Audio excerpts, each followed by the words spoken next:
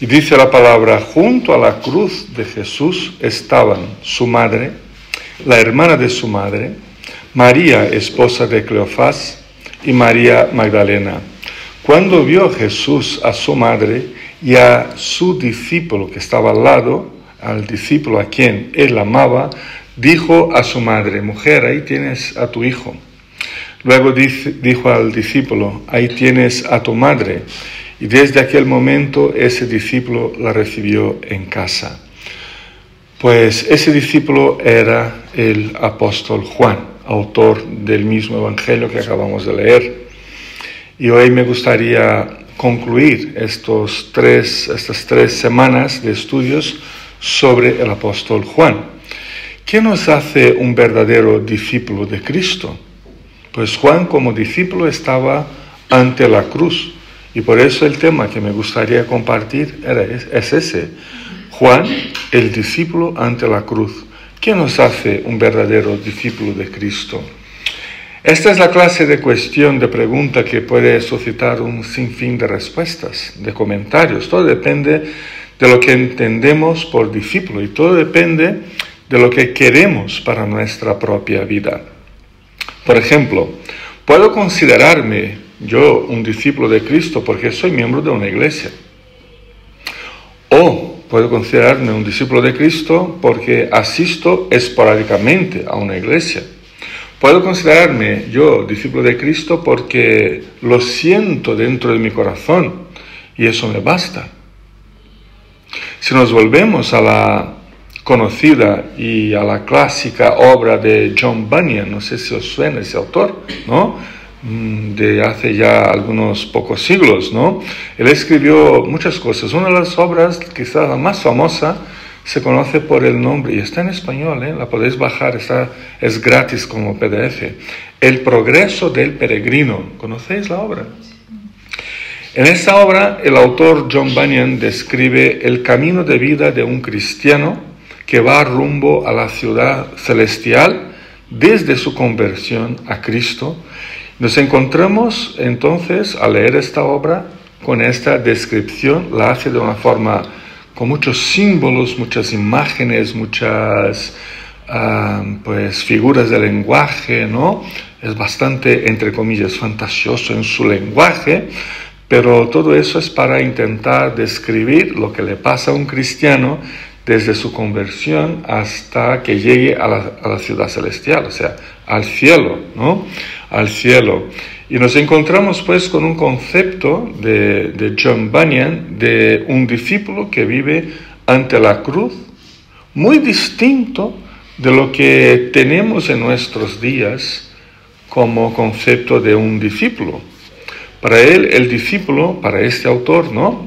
Bunyan, un discípulo era un discípulo que tomaba en serio todo lo que tenía que ver con su fe. Incluso él describe las luchas, los sufrimientos, lo que tenía que dejar atrás, ¿no? Abrir mano de tantas cosas a favor de una verdadera fe. Pero hoy parece que tenemos un concepto más light de discípulo, ¿no? Si siento que Cristo está en mi corazón, ya soy un discípulo, no tengo que comprometerme con nada ni con nadie más. Incluso no tengo que comprometerme tanto con la cruz de Cristo, pero el apóstol Juan, lo vemos aquí en el capítulo 19 de su evangelio, ante la cruz.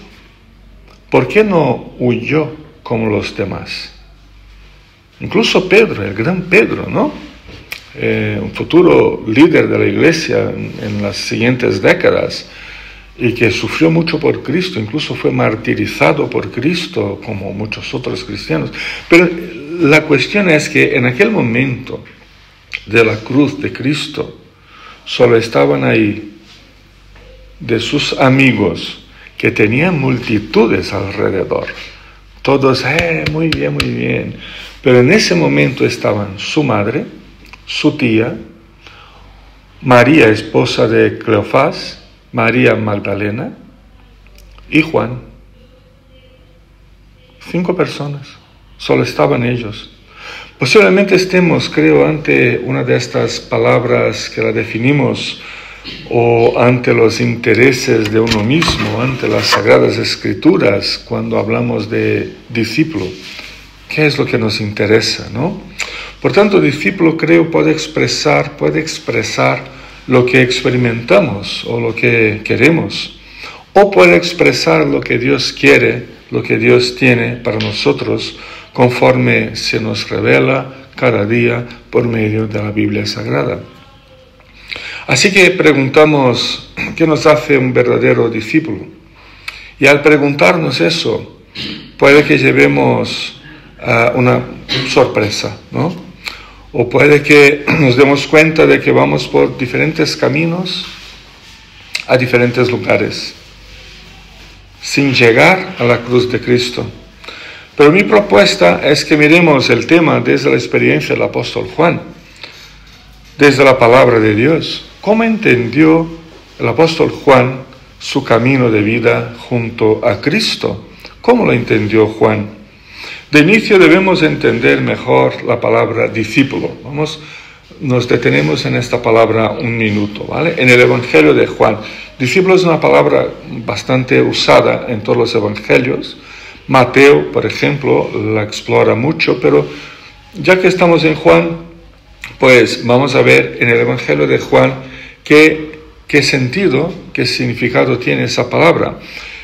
En primer lugar, curiosamente, en este Evangelio de Juan no se usa jamás la palabra iglesia. Interesante, ¿no? Juan en ningún lugar de su Evangelio escribe la palabra iglesia, ¿no? Bueno, no iba a escribir iglesia, iba a escribir eclesia, ¿no? En griego, pero bueno, la palabra no existe. En ningún lugar se usa la palabra iglesia. En su lugar, Juan usa la palabra discípulo.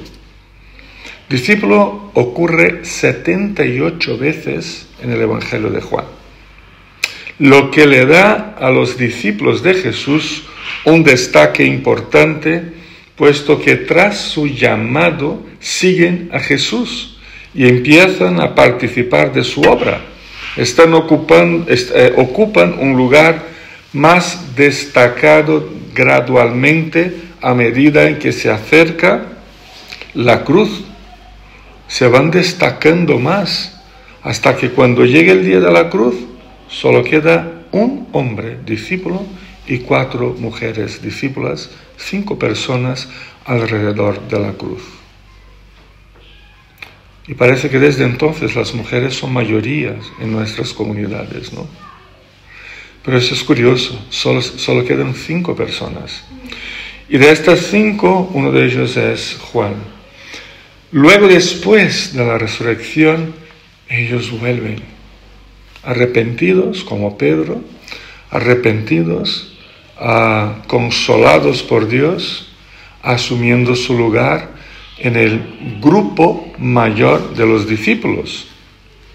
En el círculo de los discípulos se encuentra una fuerte lealtad a Cristo, desempeñando ellos papeles importantes durante el tiempo de preparación para su crucifixión. Y luego el Cristo resucitado les aparece y les encomienda una misión de compartir el Evangelio por todo el mundo a todas las personas, todos los seres humanos. Todo eso lo vemos dentro del conjunto del Evangelio de Juan. Y en ese Evangelio también se distingue claramente entre los seguidores cercanos a Jesús, sus discípulos, y aquellos que los siguen desde la distancia, sin mucho compromiso, como pueden ser la multitud, ¿no? Una multitud muy grande de gente, miles de personas que solo se dejan impresionar por Jesús externamente, no internamente. O los que únicamente lo buscan por sus milagros.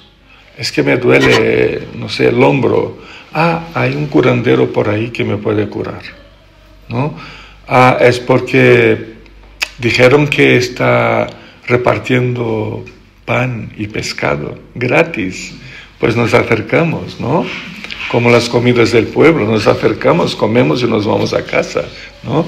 Pues eso no son discípulos, son seguidores a distancia.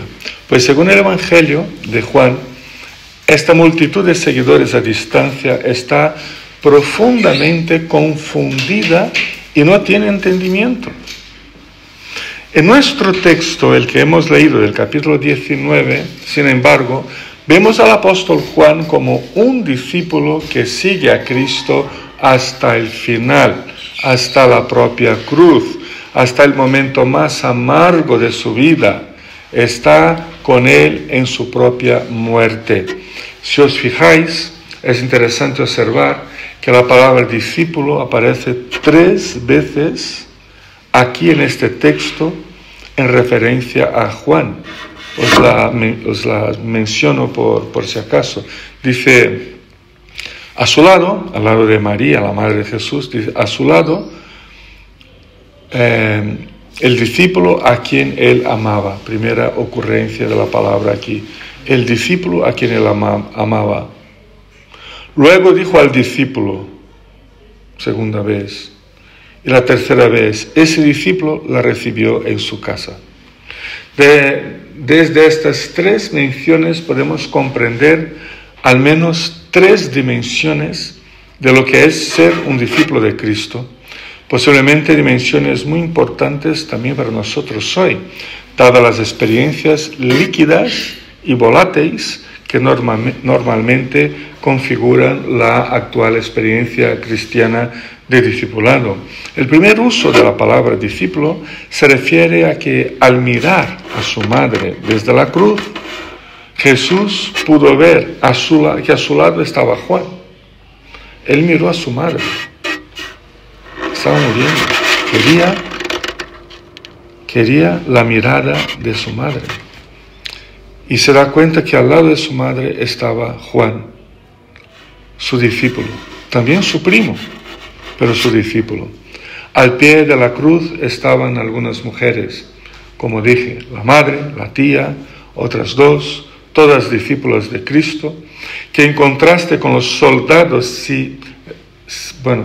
los que tenéis acceso al texto, si veis los versículos anteriores a los que hemos leído, ¿no? Versículo 25, 26, vemos que el texto anterior habla de los soldados que estaban ahí, ¿no? Y estas mujeres, en contraste con los soldados de los versículos anteriores, que únicamente estaban ahí para cumplir con su bárbara obligación y sacar tajada de lo que pudieran, como ropas de los prisioneros y cosas así, ellas, por su vez, esperaban con fiel devoción por aquella muerte, que hasta el momento solo podían entender esta muerte como una tragedia y muchísimo dolor. No podían ver más allá de eso. No podían entender, descifrar, comprender las dimensiones eternas de una muerte, de la muerte de su propio hijo, en el caso de María. El que está al lado de su madre en ese momento era su primo, sobrino natural de su madre, pero aquí se le califica como discípulo. No vio a su primo, vio a un discípulo, el discípulo que no lo abandonó en su hora fatal, el discípulo que se puso al lado de su madre para consolarla. Ponerse al lado parece ser una de las calificaciones más esperadas de un discípulo de Cristo. Juan no estaba un poco apartado, no estaban las 4 mujeres y Juan a un lado, estaba al lado de la madre de Jesús, de su tía, también de su madre, supongo, entre las 2 me imagino. Pero creo que una de las cosas que aprendemos con eso es que una de las calificaciones más esperadas de un discípulo de Cristo es el ponerse al lado, estar disponible, ser encontrado, atender, consolar, aconsejar, orar junto, caminar lado a lado a lo largo de la vida, estar ahí. No tiene que estar ahí muy visible todo el tiempo, ¿no? Metido en las casas no, estar ahí. Estas y otras son características que configuran la vida de un verdadero discípulo de Cristo. Tiene más que ver con la comunión unos con otros que el vivir en algún estado de espiritualidad sustraída de la convivencia natural y necesaria entre hermanos que comparten una misma fe. El discípulo de Cristo no necesita estar ahí todo el tiempo pegado a mí o a ti, en nuestras casas, en nuestras vidas, sino que estar ahí en oración, en apoyo, en consejo, siempre que haga falta, estar al lado. Estar al lado o llamar para estar al lado es la traducción más literal posible de la palabra consuelo. Consuelo, la palabra que se usa en el Nuevo Testamento, que sabéis fue escrito en griego, es la palabra griega parakaleo. Para es de paralelo, como decimos, ¿no? Es al lado, paralelo, ¿no? Kaleo es el verbo llamar.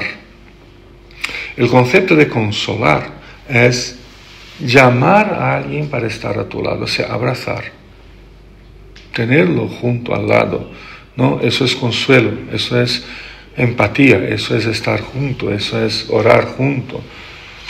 Quizás no es decir muchas cosas, ¿no? Pero se espera del discípulo el estar al lado, Luego vemos que la palabra discípulo, en cuanto a Juan, ocurre en el contexto de recibir y escuchar atentamente la voz de Cristo, la palabra de Cristo. Pues si en primer lugar, al lado de la madre estaba el discípulo, en segundo lugar, Jesús le dijo al discípulo, y él escuchó la voz de su maestro. No sé cómo pudo escuchar. No sé cómo estaría la voz de Cristo. No una voz romantizada como las películas de la tele, ¿no? Sobre las películas antiguas sobre Jesús, ¿no? Que romantizaban toda esa escena de la crucifixión y toda esa brutalidad la quitaban, ¿no? Y ponían un Jesús más o menos bien a la hora de su muerte.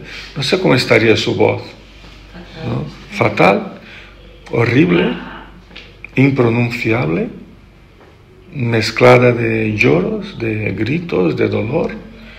Pero él tuvo tiempo para decirle algo a su amigo, a su discípulo, a su primo, a su hermano. Ahí está tu madre. Y Juan, posiblemente con alguna dificultad, ¿no?, puso atención a la palabra de Cristo. ¿Cuánta atención tenemos que poner nosotros a la palabra del Señor? Porque un discípulo está siempre atento a las palabras de su maestro, no se distrae con el escenario montado. Y escenarios montados alrededor nuestro para distraernos de la palabra de Cristo, no sé si hay más de 1 millón o si son infinitos. Es que no acaban. Atentos a la voz de Dios sin distraerse con los escenarios montados ni con las demás voces. ¿Cuántas voces estarían gritando ahí? Habían otros 2 siendo crucificados en ese momento. Una audiencia aplaudiendo, gritando, esperando ver la muerte de los criminales, ¿no? Así era antiguamente, ¿no? Todo eso era muy público.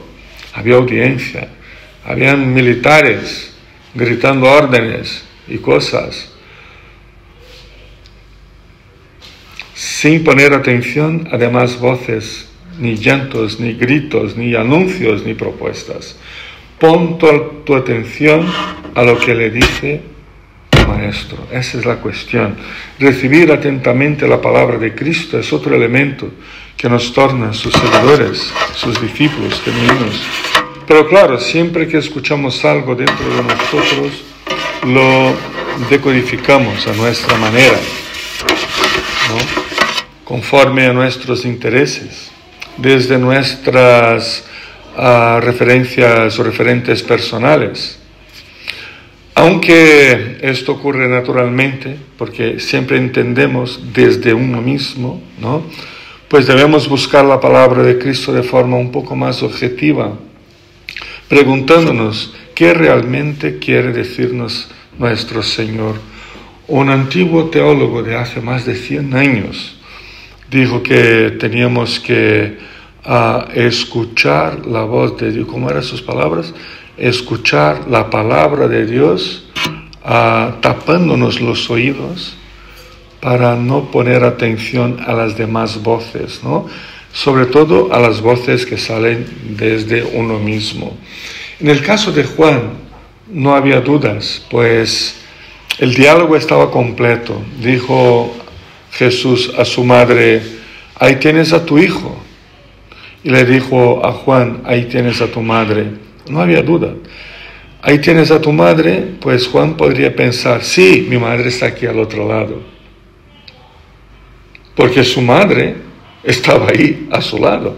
Y también su tía, que era la madre de Jesús. No había como, bueno, podría Juan decir: sí, mi madre está aquí, a mi lado. La tía de Jesús. Pero el diálogo estaba completo, porque le dijo a María, su madre: mamá, ahí tienes a tu hijo. Bueno, no lo señaló, estaba con las manos atadas, ¿no? O clavadas. Y le dijo a Juan: ahí tienes a tu madre.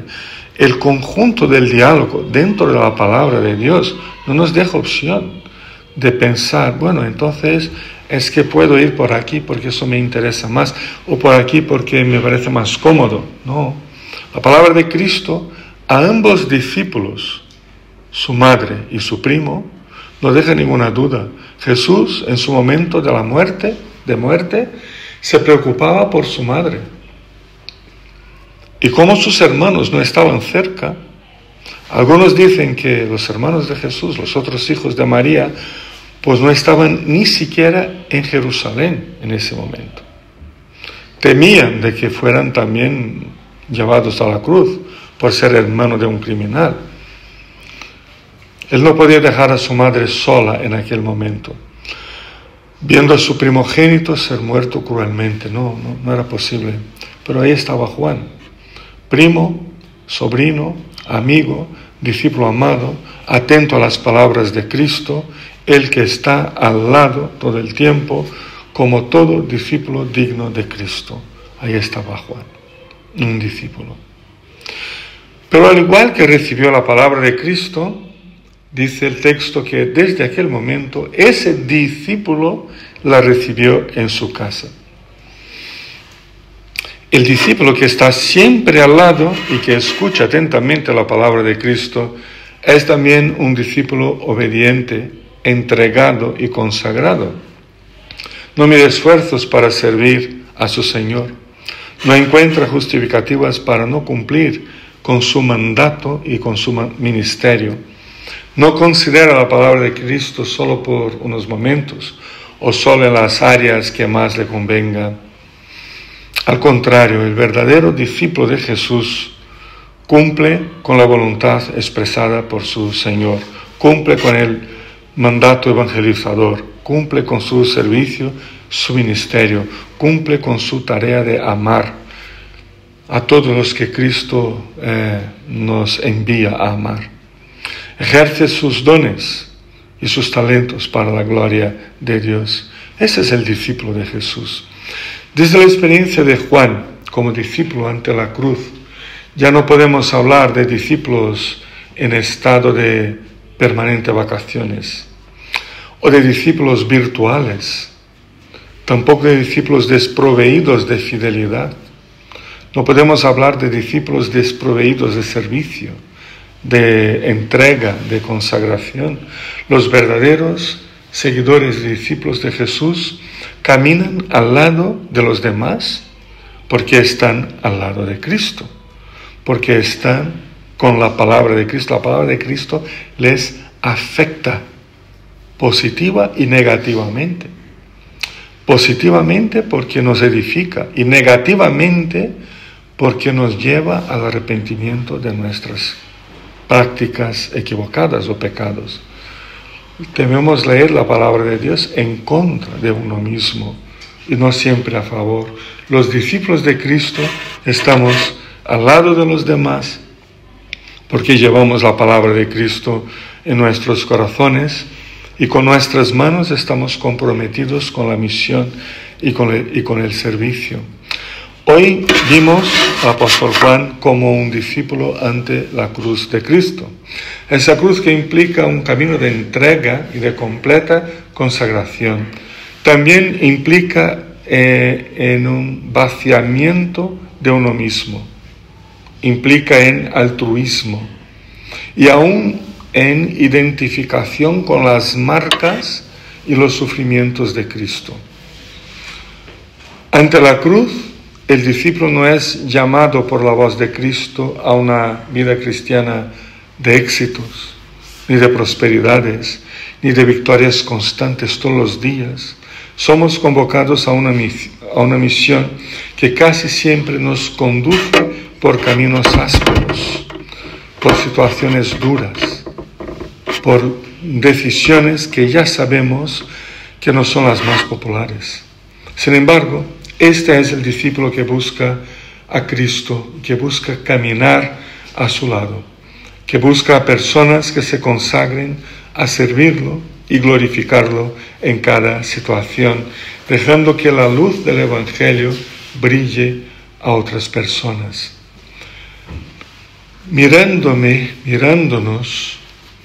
a nosotros mismos desde la experiencia de Juan como el discípulo ante la cruz de Cristo, nos pregunto, ¿y qué de mi vida? ¿Y qué de mí? ¿Y qué de mi consagración a Cristo? Pues pensemos en ello, reflexionemos sobre ello, y que el ejemplo del apóstol Juan nos inspire y nos ayude a contestar correctamente a estas preguntas. Que el Señor nos bendiga. Amén.